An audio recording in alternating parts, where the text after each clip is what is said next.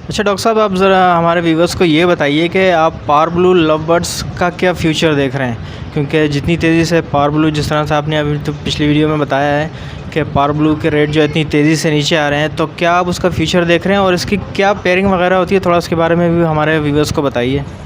Power blue जो है वो को डोमिनेंट है। मतलब मैं आम इस्तेलाह में इस तरीके से समझाऊं कि अगर एक पावर ब्लू बर्ड आप किसी भी ब्लू बर्ड से डालते हैं, वाइट फेस के, ये येलो फेस है वो वाइट फेस है, तो उसमें मैक्सिमम बच्चे येलो फेस निकलते हैं, यानी कि पावर ब्लू निकलते हैं। एक बात। दूसरी बात यह है कि आप अगर पावर ब्लू पे काम कर रहे हैं तो आप उसका एक मेल ले लें किसी भी कलर का, और मल्टीपल म्यूटेशंस की फ़ीमेल ले लें।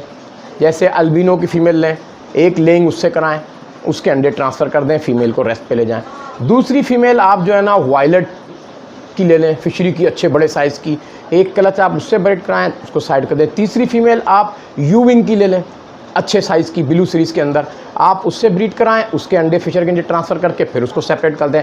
हर महीने के पहली तारीख को आप टारगेट रखें कि उसने नई फीमेल देनी है, 6, 7, 8 तारीख को उसने अंडे दे देना है सेट होके। फिर जो है 10, 12 तारीख, 15 तारीख तक अंडे ट्रांसफ़र हो जाएंगे। 10, 12, 15 दिन का गैप नर को देंगे, वो स्टिमुलेट होगा और मादा को छोड़ेंगे। अच्छा, ये बातें करना आसान है, लेकिन इसमें एक पूरी साइंस है। आपने मेल की एक्टिविटी देखनी है, उसकी इन्हांसमेंट देखनी है, उसकी ख्वाहिश देखनी है कि डू यू वांट, क्या वो मांगता है फीमेल को, क्या उसको अलाउ करता है। जब आप उसको छोड़ते हैं वो उसको नोचता फाड़ता तो नहीं है, उसके साथ लविंग करता है, डिस्प्ले मारता है। और फीमेल भी रेडी रखनी है तरसा के, खाली केज के अंदर अकेली, बिना बॉक्स के। और जब वो उसमें लेके जाएंगे आप तो फ़ौरन तरसे हुए होंगे, एकदम जोड़ा बना लेंगे और उसके बॉक्स को रिमूव कर देना। फिर जब आपने पेयरिंग पे डालना है फिर उसको बॉक्स लगाना 2 दिन बाद, वो टकाटक टकाटक नेस्टिंग करेगा। विदिन 3 डेज नेस्टिंग पूरी करके 7 या 8 दिन अंडा दे देगी। इस तरीके से आपने इनो की फीमेल डाली, एक दफ़ा आपने जो है एज की डाली, एज जो होते हैं सिल्वर एज हैं, लाइट कलर के डाइल्यूट एज हैं, वो ले लिए अच्छी क्वालिटी के, ब्लू में, स्काई ब्लू के अंदर, मोव के अंदर, वायलेट के अंदर, उनसे डाल के ना कलर बनाए। एज के अंदर इतना खूबसूरत कलर रखता है, मुझे पसंद है बहुत, और वो बहुत कम है दुनिया में, बहुत कम आता है। आपने उन कलरों पे काम कर लिया। फिर आप इसको मिस्टी में ले गए।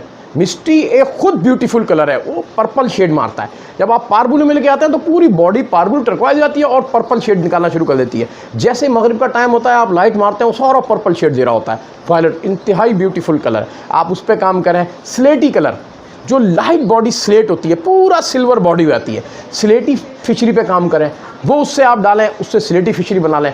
स्लेटी एज बना लें, मिस्टी एज बना लें, मिस्टी स्लेटी फिशरी बना लें, मिस्टी स्लेटी एज, तीनों बना के उसके ऊपर पावर ब्लू डाल लें। इस कलर की कम्बिनेशन के साथ चलें। फिर आपके पास जो है ना क्लियर पाइड होते हैं, जिनके 1-2 स्पॉट होते हैं बॉडी के ऊपर और पूरे वाइट होते हैं। वायलेट का रंपल की पैच होती है। इस टाइप के डबल फैक्टर पाइड होते हैं। पाइड टू पाइड मिलाने के बाद ये बर्ड प्रोड्यूस होते हैं। आप ऐसी फीमेल लें, उनसे ब्रीड कराएं तो उनकी पूरी बॉडी क्रीम पाइड हो जाएगी और वायलेट स्पॉट मारेगी। ये बड़ा ब्यूटीफुल कलर है, आप इस पर काम करें। अच्छा, ये सारी फीमेलें आप क्वालिटी की, साइज़ की लें, मार्केट में तलाश करें, लोगों के पास जाएँ, बड़े बड़े साइज़ की अच्छी बड़ी फिटनेस वाली फीमेल लें। चूहा साइज़ ब्रीड ना कराएं, छोटा हेड ब्रीड ना कराएं, बड़े हेड के बर्ड को ब्रीड कराएं ताकि आपकी मार्केट के अंदर डेवलपमेंट हो। फिर आप उसको 2-3 आउट क्रॉस से पर्सनाटा में भी ले सकते हैं, या फिर आप एक पर्सनाटा का मेल ले लें, सिंपल ब्लू का पर्सनाटा, टर्कवाइज का मेल ले लें, उसको भी आप ह्यूविंग के अंदर डालें पर्सनाटा में, उसको आप स्लेटी पर्सनाटा में डालें, उसको आप एज पर्सनाटा डालें, मिस्टी में डालें, उसको फिर आप जो है ना दूसरी बहुत बेशुमार म्यूटेशन है पर्सनाटा की, उनके अंदर आप लेके जाएं। फिर उसके साथ आगे भी पेस्टल कलर आते हैं बड़े ज़बरदस्त, उन पेस्टल कलरों पे काम करें। लेकिन एक बर्ड लें, एक मेल बर्ड लें और उससे मल्टीपल ब्रीड कराएं। बहुत ज़्यादा बर्ड लेकर काम ना करें। मैंने देखे 1-2 बर्ड लिए, बहुत ज़्यादा बर्ड नहीं लिया बर्ड में। मैंने एक एज लिया, मेरे पास अल्हम्दुलिल्लाह इस वक्त कोई 20+ जोड़े ऑन ब्रीड है एज के। मैंने एक गोल्डन एज मेल लिया, अल्हम्दुलिल्लाह मेरे पास 8-10 पेज एज स्लेटी, एज मिस्टी, सादे स्लेटी, मतलब गोल्डन कलर के अंदर वो जोड़े बन गए एक मेल से। इस तरीके से वो जो एक मेल लिया वो एज, मिस्टी, स्लेटी, तीनों कलर की कॉम्बिनेशन थी। मैंने उसको मल्टीपल फीमेलों से ब्रीड कराया, उसके बहुत सारे प्रोजेनी निकाल लिए, उनको मिला के सबकी लाइनें अलग अलग कर ली। अब मेरे पास एक स्लेटी की पूरी लाइन है, एक मिस्टी की पूरी लाइन है ब्रीडिंग केज की, एक एज की पूरी लाइन है। एज है मैंने सारे कलर फिशरियों से डाल डाल के बना लिए, क्योंकि तीनों जीनें डोमिनेंट थी। तो एक बर्ड से काम किया, 4 साल के अंदर मैंने 20-25 जोड़े बना लिए। और अल्हम्दुलिल्लाह मुझे हर बर्ड चाहिए होता है, मैं निकालता हूँ, पावर ब्लू डालता हूँ। इस तरीके से मैंने एक यूविंग लिया, उसी को कन्वर्ट कर करके मैं उसी को पर्सनाटा में भी ले गया। हाइब्रिड बर्ड था वो फिशरी और पटनाडा क्रॉस का, एक मैंने वो लिया, एक प्योर फिशरी वायलेट फीमेल ली यूविंग की, एक पेयर लिया मैंने। उस फीमेल से मैंने ऑफलाइन डाले, ऑफलाइन यूविंग बना लिए, ऑफलाइन यूविंग के ब्लू बन रहे हैं, अब और सारे कलर बन रहे हैं। इस तरीके से वो जो मेल था उसको मैंने पटनाडा की फीमेल दी, बेस्ट क्वालिटी की यूविंग पटनाडा है, और अच्छी फीमेल दी वालों को वाइट कलरों की, अब और बेहतरीन बच्चे निकल के आ गए। तो अब मेरे पास माशाल्लाह ढेर सारे जोड़े बन गए। तो एक एक बर्ड खरीद के काम करें और वक्त पे काम करें, सोचने में टाइम वेस्ट ना करें। आज उसका वक्त है, आज काम करें, जब वक्त निकल गया अब बेचने का टाइम है तो उस पर जो ना री इन्वेस्टमेंट करना ना शुरू करें, उस वैरायटी पे काम करें कि जिसका आगे से अब चार्म है 1-2 साल कि अब बाहर से कमाएगा, अपने घर में प्रोड्यूस होकर बेहतर होगा। और लोगों से भी गुजारिश है कि लोकल बर्ड को प्रीफेयर दें, हेल्दी बर्ड को, अपनी आंखों के देखें बर्ड को, उसकी क्वालिटी को देखें, उसकी लाइन को देखें, उनके साइज़ों को देखें। क्वालिटी वर्क पे काम करेंगे तो जनरेट करेंगे। अगर नॉन क्वालिटी प्रोडक्शन से ढेरों बर्ड भर देंगे तो नॉन जनरेटिंग पोजीशन में आ जाएंगे, और आने वाले वक्त में यही होगा, भर भर के 100-100 पीस जो है ना वो लालू कितने खड़े होंगे। क्वालिटी वर्क, साइज़ ढूंढें। मैं बहुत से अच्छे कराची के ब्रीडर देख रहा हूँ जो एक एक पीस के लिए मुझसे जो है ना जंग लड़ते हैं, सौद भाई ये पीस मुझे चाहिए, लड़के लेके जाते हैं। वो बहुत ग्रोथ करेंगे क्योंकि उनके पास साइज डेवलप्ड होंगे। और बहुत से लोग क्या कर रहे होते हैं, बस भरेंगे, भाई 50 बच्चा चाहिए, सौद भाई 30 बच्चा पार्बलो चाहिए, क्या करना, लगाना हमने छिड़। सो भाई बेवकूफ़ी है, मत करो ऐसा।